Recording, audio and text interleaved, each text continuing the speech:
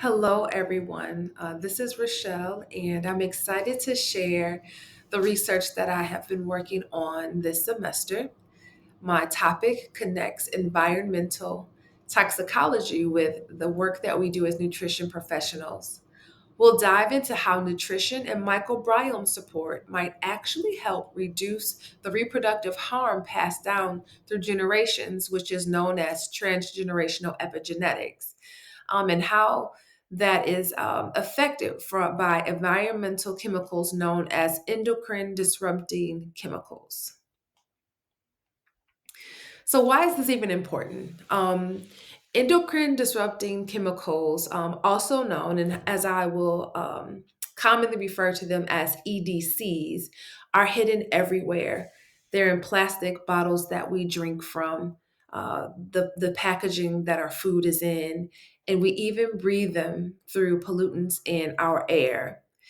Most importantly and disastrously, they mess with our hormone system. And what's scary is that even short term exposure can change gene expression in ways that not just affect one person, but affect their children and their grandchildren. Hence the term transgenerational, because the effect, once changed in the original person, moves down the generations and becomes hereditary. So the question that I had was, can we as nutrition practitioners do anything about it? Is there a way that we can reduce or even eliminate the effects of EDCs? But before we can actually answer that question, we have to know how it is that we come in contact with EDCs. And the reality is, we come in contact with them in ways that we don't even always know on a daily basis. So, even with the cleanest diet, our regular use of personal care and household products already overwhelm our detoxification systems. So we have to pay attention to and have our clients pay attention to fragrances that we wear, lotions that we wear, perfumes and deodorants, all these known as phthalates, and also BPA and where it's found and how we consume that into our body. BPA is found in plastic containers, canned food, air freshener, and even receipts that we take upon making a purchase. And so we'll all need to make some simple lifestyle adjustments in order to reduce the amount of exposure for ourselves and our clients. We'll need to use glass storage containers instead of plastic. We'll need to stop microwaving our food in plasticware. That the BPA leaches into the food that we're eating from the containers that we're microwaving.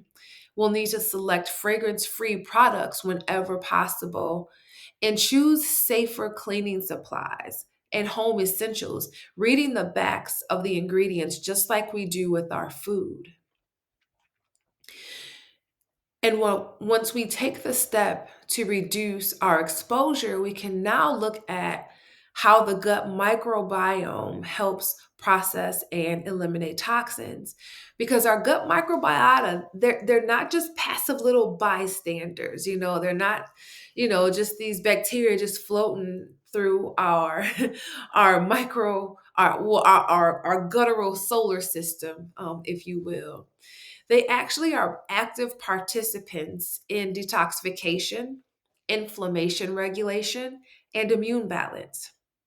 And studies show that exposure to EDCs like BPA and phthalates, they reduce our microbial diversity, which increases our gut permeability, which we call leaky gut, and it promotes inflammation.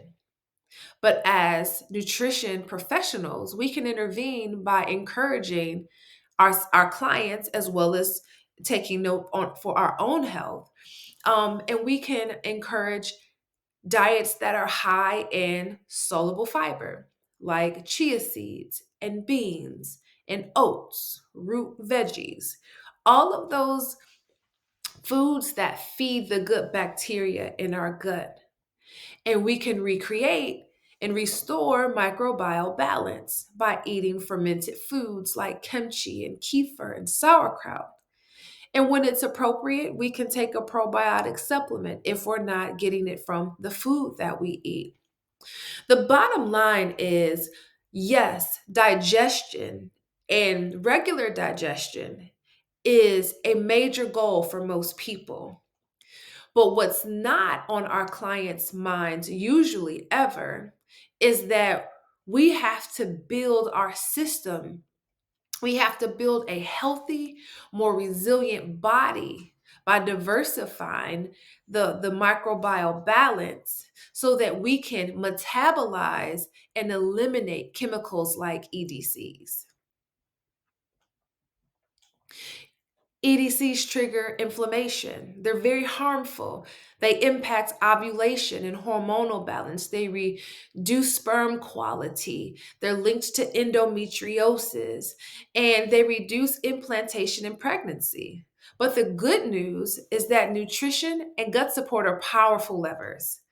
Anti-inflammatory diets and probiotics, reducing toxic exposure are all ways that we give our bodies a chance to reset and therefore give fertility a chance to thrive again. So, food is our epigenetic medicine. And there's intriguing evidence that says that food not only serves as our fuel, but it's also the information that we feed to our genes.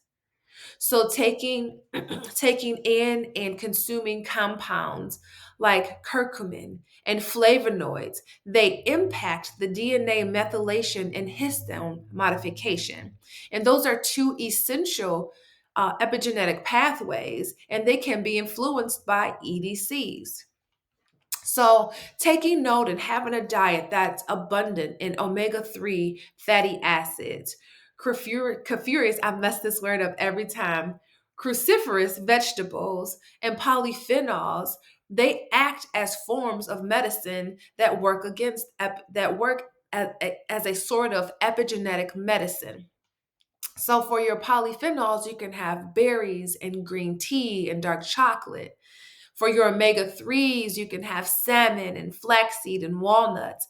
And for your cruciferous vegetables, they're great for detox.